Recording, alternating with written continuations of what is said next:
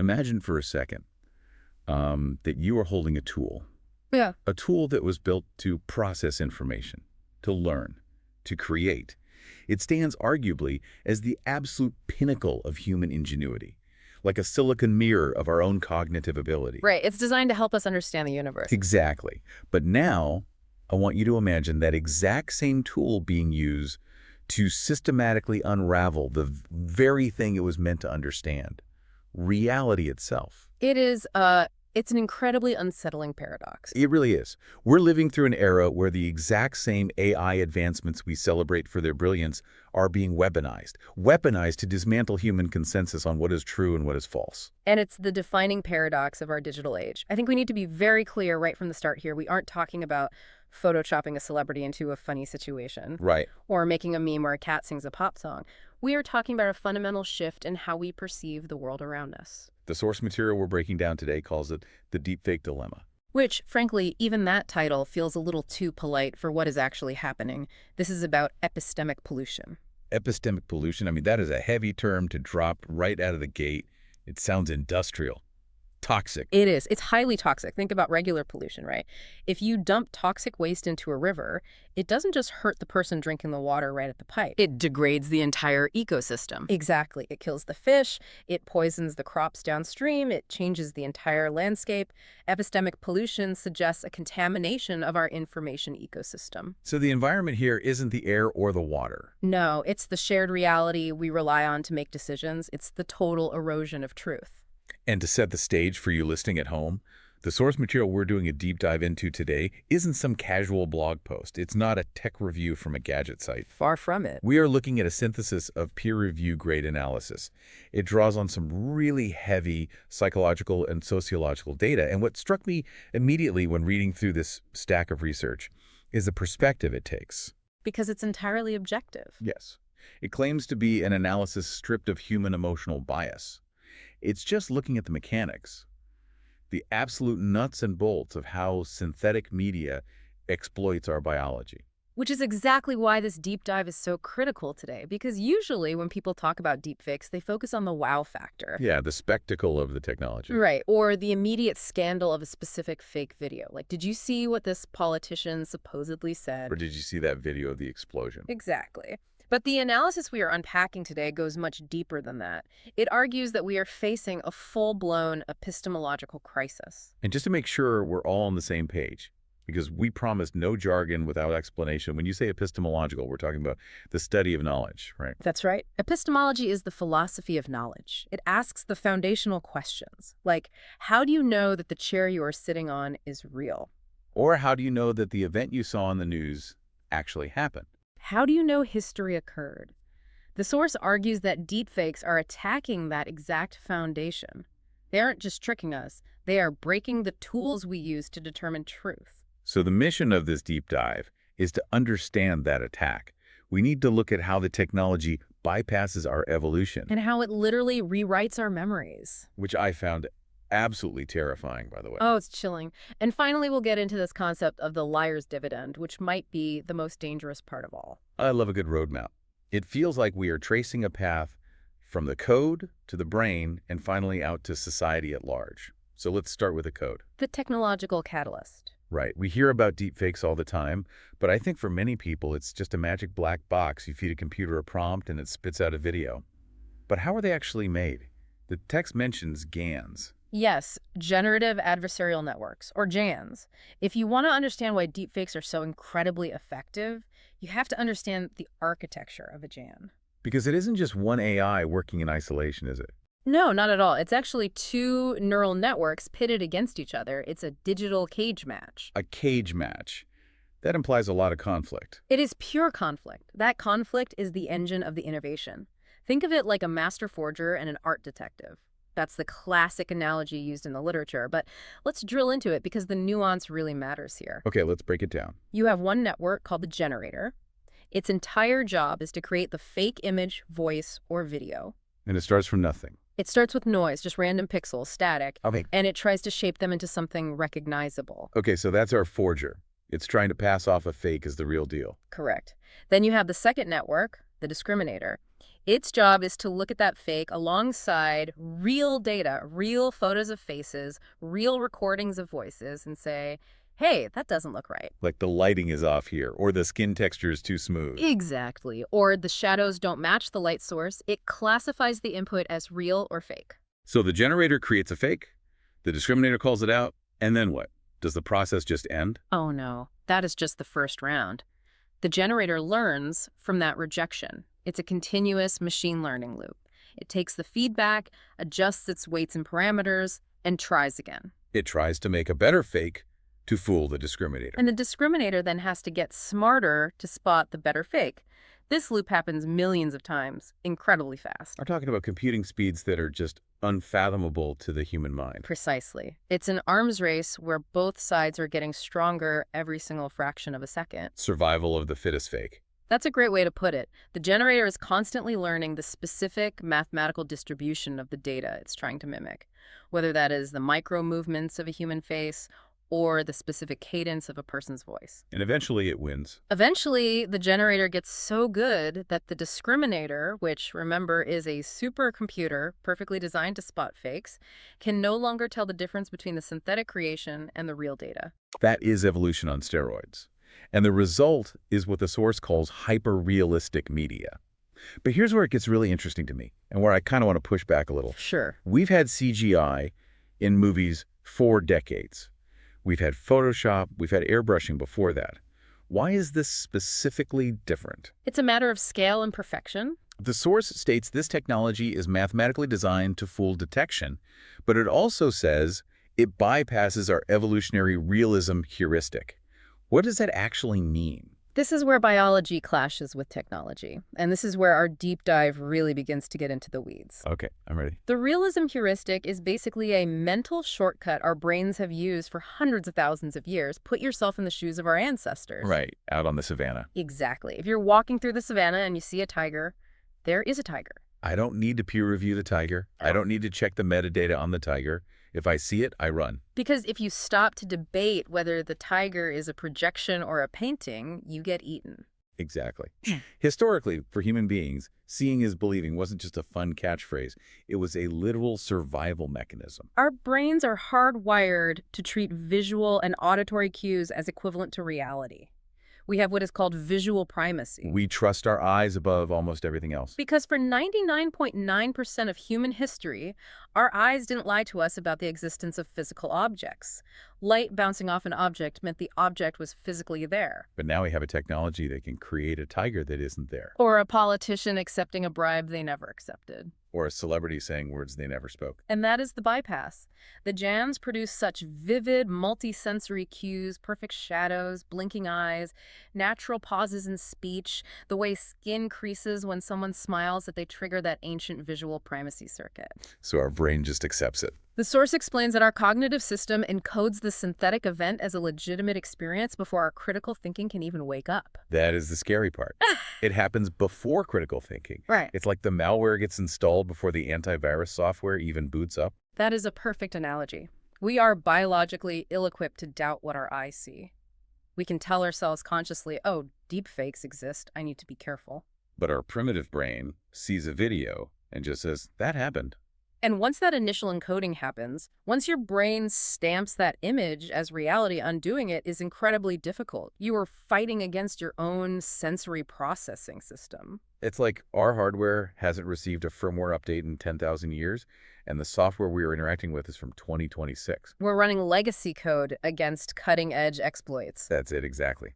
And the source mentions latent diffusion models alongside GANs, which is accelerate this. They do. They work slightly differently by refining noise into clarity based on text descriptions. But the end result is the same, hyperfidelity that passes the visual Turing test. The tech is specifically optimizing for the things that trigger our belief.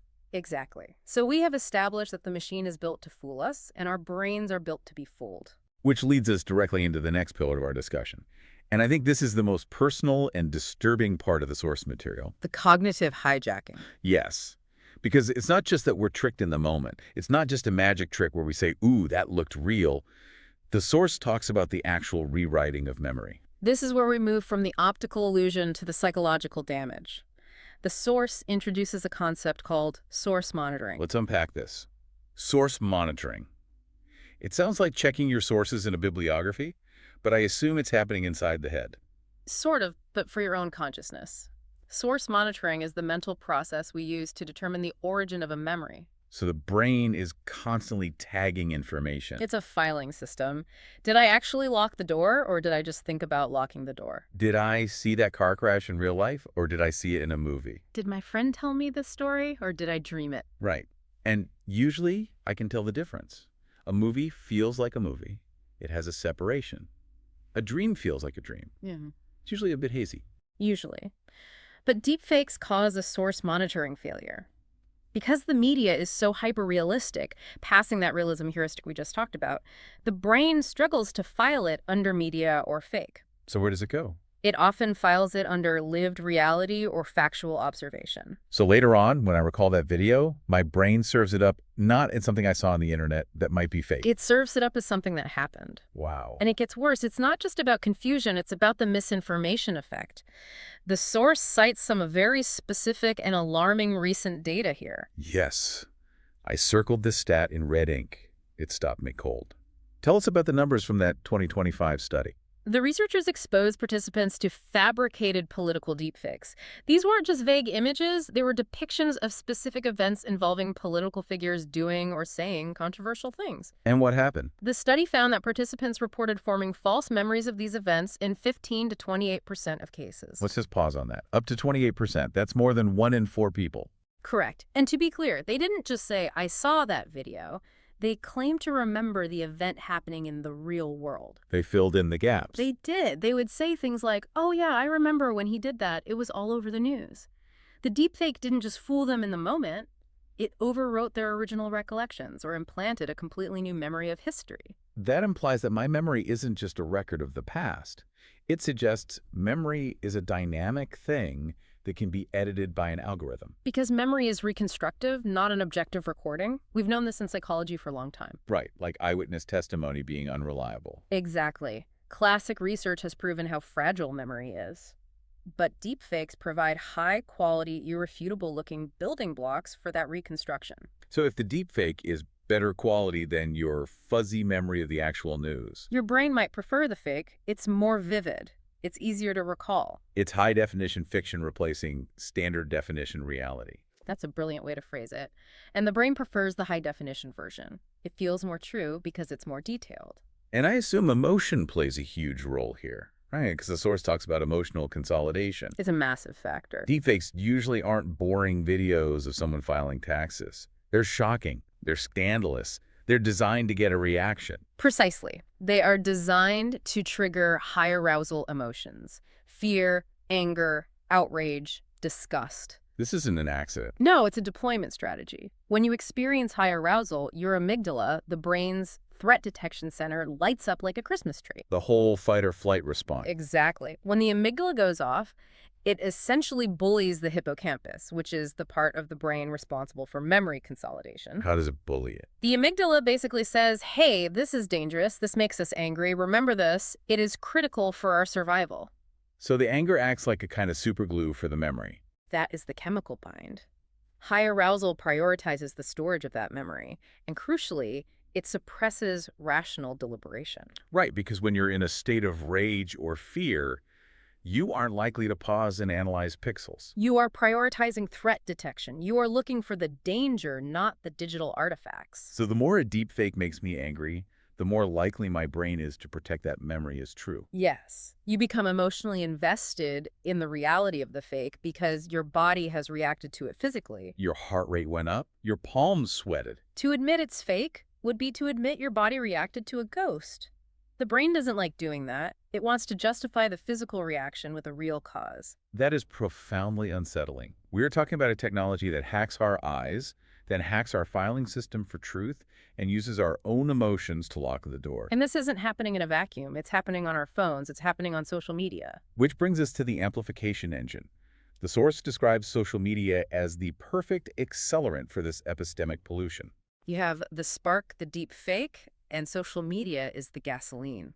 And we all know how the algorithm works generally. It shows us what we want to see. But is there specific psychology behind why we fall for it so hard on these platforms? There is. Let's look at a specific psychological theory the source highlights: selective exposure theory. Which is an older concept, right? Yes, dating back to the 1950s. Now, obviously, that was written way before TikTok or Twitter, but the fundamental principle holds. We seek out information that aligns with our pre-existing beliefs, and we avoid information that challenges them. So if I already dislike a certain politician and I see a deepfake of them doing something terrible, I am primed to accept it. You are more than primed. You're eager for it. It confirms your worldview.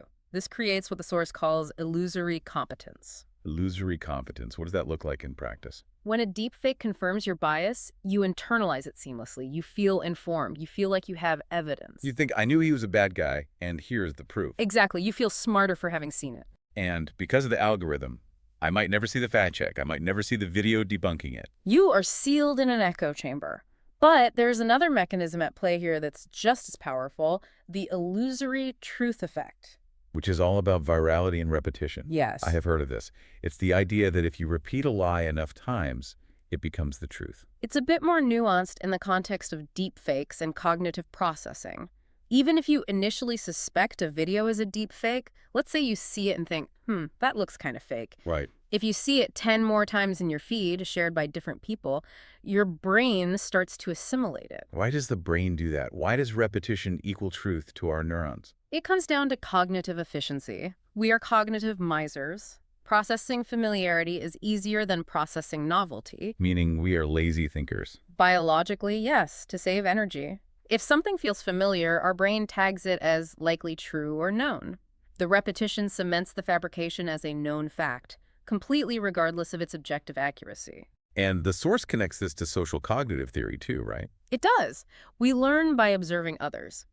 If everyone in our digital tribe is reacting to this video as if it is real, we are socially pressured and cognitively inclined to accept it as real too. So if my friends are sharing it and they're angry about it, I assume it must be real because I trust my friends. And you trust the collective intelligence of your group. Surely all these people can't be wrong. But in the age of algorithmic amplification, millions of people can be wrong simultaneously, instantly. That's the terrifying reality. So we have the biological hack, and now we have the social reinforcement. It feels like we are building a perfect storm for this epistemic pollution we mentioned in the intro. Epistemic pollution is a great term because it suggests that the problem isn't just a single toxic waste spill. It's that the entire water supply is contaminated. It's not about one lie. It's about polluting the entire ecosystem of information.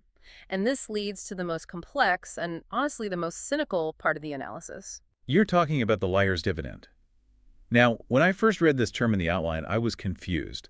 I thought it meant the benefit you get from telling a lie. It's much more insidious than that. The liar's dividend isn't just about people believing fakes. It's about the flip side, people disbelieving the truth.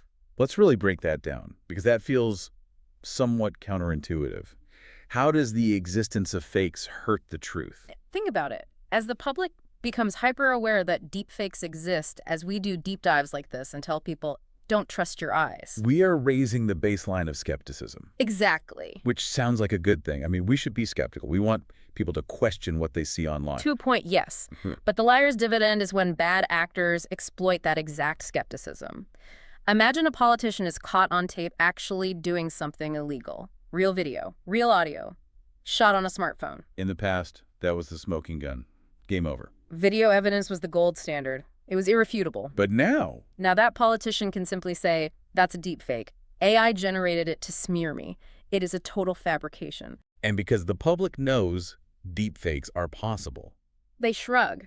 They say, well, maybe it is. The water is so muddy, the pollution is so high, that the truth can be dismissed just as easily as a lie can be created. the existence of deepfakes allows the guilty to escape accountability by claiming reality is fake. That is the dividend. The benefit they get from the mere existence of the technology, even if they aren't using it themselves, they cash in on the confusion. It creates a zero-trust environment. And that is dangerous for democracy, for justice, for history. If a baseline of skepticism is applied to all media, then objective video evidence is effectively neutralized. We lose the ability to hold power accountable because power can always claim the evidence is synthetic. And I imagine this is exhausting for the average person. The source mentions cognitive overload in this context. Yes.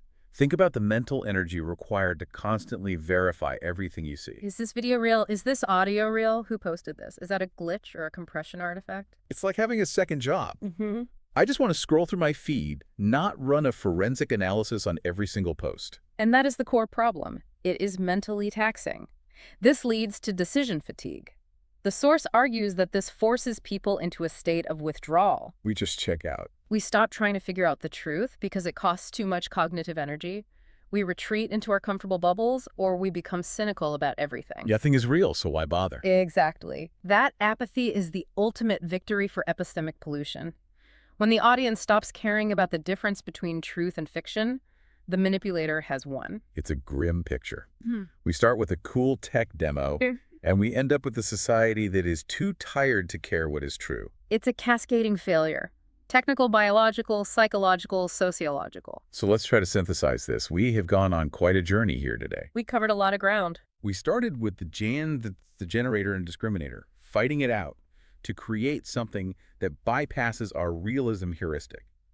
We learned that our brains are evolutionarily hardwired to trust what we see, a vulnerability that this tech exploits perfectly. Right. And then we moved inward to the source monitoring failure. We saw how the brain misfiles these super realistic fakes as lived reality. Especially when the misinformation effect kicks in. The stat about up to 28% false memory implantation is something that should stick with everyone listening. That is a massive segment of the population whose reality can be rewritten. And we can't forget the emotional glue, the amygdala hijacking the hippocampus. If it makes you mad, it sticks. Then we zoomed out to the social media aspect, the amplification engine. Selective exposure and the illusory truth effect, making sure that these fakes aren't just seen, they're believed and reinforced by our tribes. And finally, the societal cost. Blier's dividend, the erosion of trust in genuine evidence, the cognitive overload that makes us want to give up on truth altogether. So what does this all mean? The source's conclusion is pretty heavy. It says deepfakes degrade the neurological and societal mechanisms by which humans construct a shared reality. That is the core of it. A society relies on a shared reality. We have to agree on basic facts to have a debate, to have a democracy, to have a history. If you and I can't agree on what we are looking at, if you see a crime and I see a deepfake, we aren't just disagreeing on opinion. No, we are living in two different realities. We are occupying different timelines. It destroys the common ground. It subordinates objective truth to synthetic simulation. That is the phrase from the source that truly haunts me. Objective truth subordinated to synthetic simulation. It feels like we are stepping into a world where truth is a choice or a product rather than a state of nature. And that raises the most important question for you, the listener. If we can't trust our eyes, and we can't fully trust our memories, and if the tools we use to verify facts are being weaponized against us, what do we anchor ourselves to? That is the aha moment, or maybe the oh no moment. We are used to thinking of history as something written in stone, or at least recorded on tape. But if the tape can be synthesized, history becomes malleable. It brings us back to that unsettling paradox in the intro. We built these machines to process information, to help us understand the world. But in doing so, we might have created the very thing that makes the world impossible to understand. It's a profound dilemma. So here's a final provocative thought for you to mull over as you go about your day. The source suggests we are entering a paradigm where history itself is threatened. Yes. If deepfakes can rewrite our memories and the liar's dividend allows us to deny reality, are we moving toward a future where the past isn't what happened, but simply what the most powerful algorithm generates? And if we lose the ability to distinguish the simulation from the reality, do we eventually just stop caring which one is real? It's a chilling thought.